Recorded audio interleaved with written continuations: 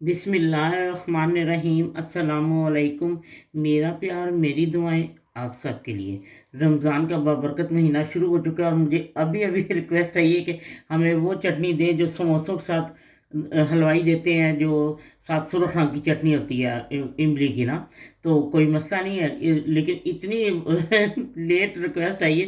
पहले आई तो ज़रा सब रमज़ान से पहले ज़रा ज़्यादा लोग देख लेते हैं और बना भी लेते हैं। चले मैं आपको बताती हूँ। तो आज जो मैं आपको चटनी बताने लगी हूँ ये जब समोसा खाने लगते हैं तो वो एक ऑरेंज कलर की जो चटनी देती है ना खाने को मिलती है। इसकी रिक्वेस्ट पाकिस्तान से मुझे चंदा ने की है। तो मैं आपको बताती हूँ कि मैं ये आपको ये किस तरह बनाई जाती है। हलवाई से ही ये रेसिपी ली है बहुत पहले की, लेकिन मुझे बस ये याद नहीं आता कि ये मैं आप लोगों को भी दूँ। अच्छा ये है मैंने 250 ग्राम चीनी ली है और ये मैंने 1/4 कप जो है ना ये इमली ली है। मेरी वो इमली नरम थी, इसलिए अगर आपके सख्त है तो उसको पहले भिगो दें। तो 1 कप पानी में भिगो दें, गर्म पानी में, लेकिन मुझे ज़रूरत नहीं थी क्योंकि ये नरम ही है।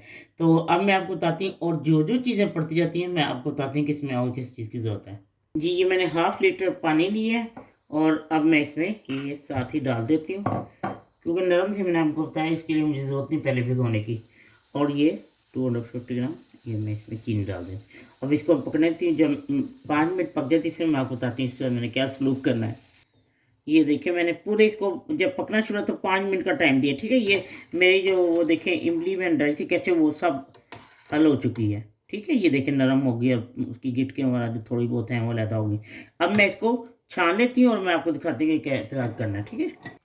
ये देखें सब गिटकें वगैरह ऊपर आ गई और वो सारा पानी नीचे चला गया। अब मैं आपको बताती हूँ इसके साथ मैंने क्या करना है, ठीक है जी। अब मैंने फिर इसको तेज़ आंच पे पकने के रख दिया और 1/2 टीस्पून मैं इसमें नमक डालूंगी और 1 टीस्पून जो है चिली फ्लेक्स। ये देखें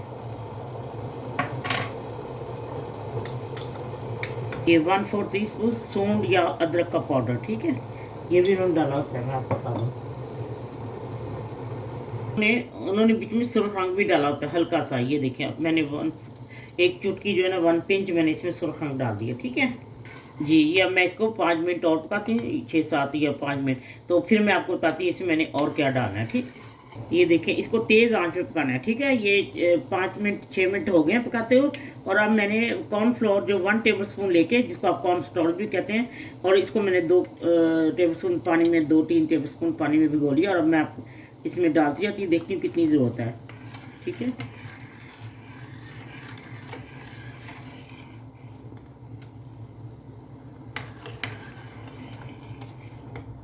क्योंकि बहुत ज़्यादा पहले ही गाढ़ा नहीं कर देना कॉर्नफ्लोर डालने से, क्योंकि ये बाद में जैसे ही ठंडी होती है तो फिर गाढ़ी हो जाती है, ठीक है।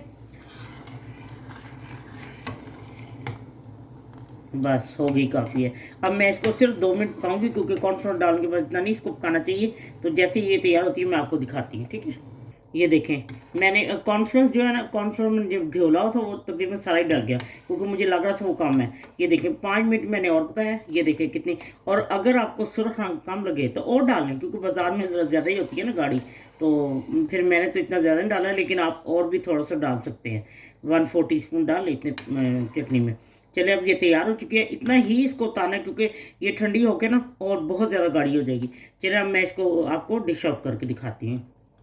लीजिए समोसे की जो चटनी होती है समोसा के साथ खाते हैं खट्टी मीठी और सुरख रंग की, तो ये तैयार हो चुकी है। ये देखें कुछ थोड़ी सी ठंडी हुई थी लेकिन इतना ज़्यादा नहीं। ये देखें ये कितना खूबसूरत कलर है।